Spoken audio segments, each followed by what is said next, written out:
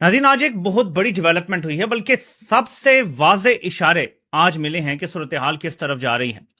PM Narendra Modi ने यह साफ कर दिया है कि दुनिया की कोई भी ताकत भारत को झुका नहीं सकती, दबाव में नहीं ला सकती।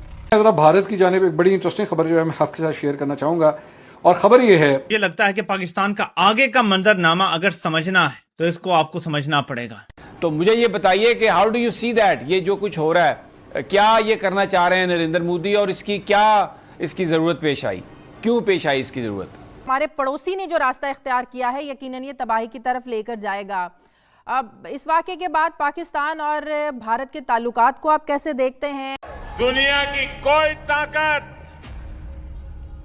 भारत को झुका नहीं सकती, दबाव में नहीं ला सकती।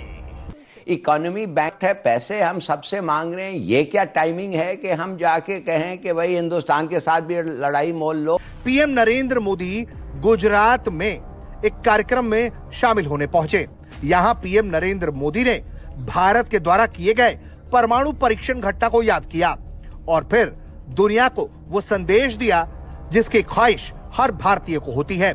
पीएम ने साफ तौर पर कहा है कि उस वक्त जब भारत ने परमाणु परीक्षण किया था तो पूरी दुनिया का दबाव भारत पर था, लेकिन दुनिया की कोई भी ताकत भारत को झुका नहीं सकती। अलबत्ता बैनुल-अक़वामी मीडिया इसके ऊपर एक मिनट बाद कमेंट्री कर रहा है, लिख रहा है, इंटरव्यूज ले रहा है। पाकिस्तान की प्रोमिनेंट जर्नलिस्ट मुकद्दस अवान साहिबा ने ट्वीट किया है कि एक बड़ी अफसोसनाक खबर आ रही है। It's very sad. ये खबर सुनने के बाद नाज़रीन यकीन माने एक अजीब और गरीब किस्म की ज़हनी कैफियत बन गई। It's very sad.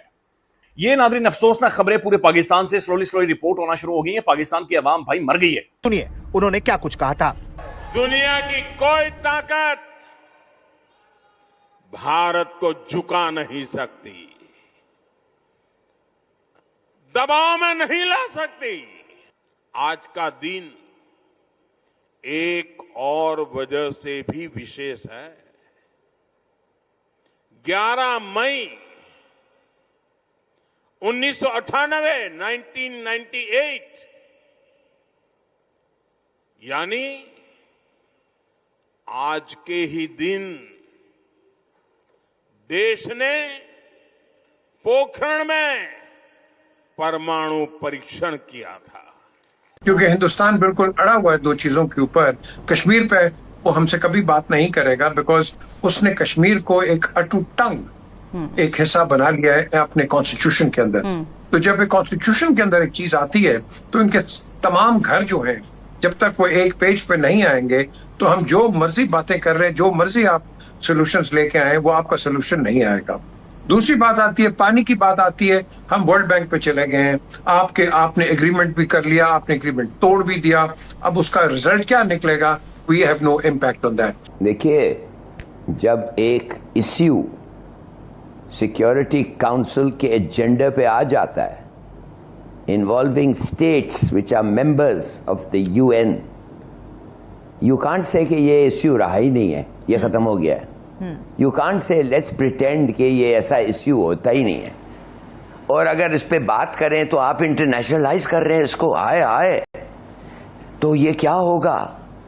देखिए, खुदा के लिए, it is already an internationalised issue, it is on the agenda of the UN, it will remain so. मेरे ख्याल में मैं बात करना चाहता हूं आपके साथ इस हम तकरीर पे जी। और मेरा ख्याल में कि व्हाट आई वांट टू, मैं कहना चाहता हूं हमारे ऑडियंस को कि what is he trying to say and how should he be understood.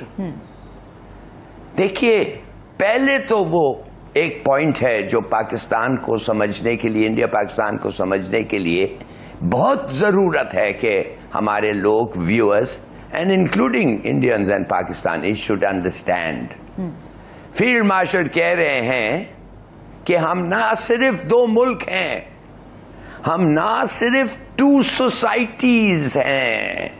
We are two different countries, we are two different societies, we are two different ideologies, but we are now, और हमारा ख्याल ये है कि we are two different civilizations. Right. कैसे? क़ायद-ए-आज़म ने क्या कहा था? You have to be two different civilizations. तो ये एक इकट्ठे कैसे हो गए, ये एक कैसे हो गए? नहीं नहीं, वही है वही है वही है, नहीं है वही, अलग है।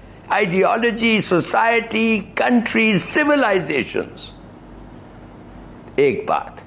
इसका मतलब ये नहीं है कि हम इकट्ठे नहीं रह सकते, that we can not live side by side, that we can not tolerate each other और we can not live in peace. बिल्कुल रह सकते हैं, मगर किस किस्म की सोसाइटी है इंडिया जो कह रहे हमें लोग कहते हैं इनके साथ आप पीसफुली रहें। एक जमाने में तो एक सेक्युलर सोसाइटी थी इंडिया, एक जमाने में, और एक क्या अभी भी उनके पास एक सेक्युलर कॉन्स्टिट्यूशन है, मगर ever since Modi prime minister बना है वो मेटाफोर्स हो गया है, and they have now become a rabid communal entity.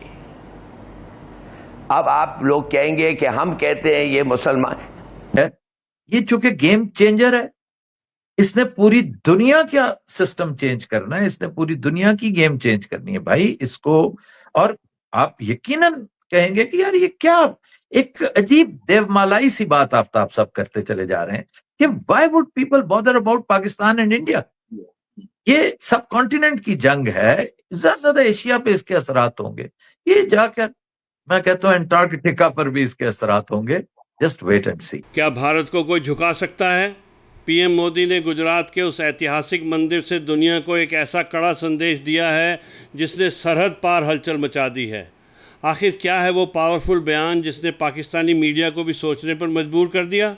दोस्तों, आज हम बात करेंगे एक ऐसी आवाज़ की जिसने न सिर्फ भारत बल्कि पूरी दुनिया में अपनी गूंज छोड़ी है। हाल ही में पीएम मोदी गुजरात के उस मंदिर में थे जिसकी विरासत और इतिहास सदियों पुराना है। ये वही स्थान है जिसे इतिहास में कई बार निशाना बनाया गया, लेकिन आज इसकी भव्यता भारत की नेवर गिव अप वाली सोच को दर्शाती है। वहाँ से पीएम मोदी ने सीधे शब्दों में कहा कि भारत को अब कोई झुका नहीं सकता। आज का भारत न तो किसी के सामने दबता है और न ही किसी को बेवजह आंखें दिखाता है, लेकिन अगर किसी ने हमें चुनौती दी तो भारत उसका मुंह तोड़ जवाब देना जानता है। उन्होंने ये साफ कर दिया कि भारत की शक्ति उसकी एकता और उसकी जड़ों से जुड़ी है।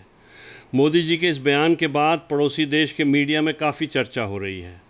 पाकिस्तानी न्यूज़ चैनल्स और वहाँ के सोशल मीडिया पर इस बात को लेकर काफ़ी डिबेट चल रही है। लोग हैरान हैं कि कैसे भारत अपनी प्राचीन संस्कृति और मॉडर्न पावर को एक साथ लेकर आगे बढ़ रहा है। उनके लिए सबसे बड़ी चिंता ये है कि भारत का आत्मविश्वास आज 7वें आसमान पर है। ये सिर्फ एक भाषण नहीं था, बल्कि एक जियोपॉलिटिकल स्टेटमेंट था। पीएम मोदी ने दुनिया को बताया कि भारत अब सिर्फ एक मार्केट नहीं, बल्कि एक ग्लोबल लीडर है। हमारी संस्कृति ही हमारी सबसे बड़ी ताकत है, और जो लोग इसे मिटाना चाहते थे वे आज खुद संघर्ष कर रहे हैं।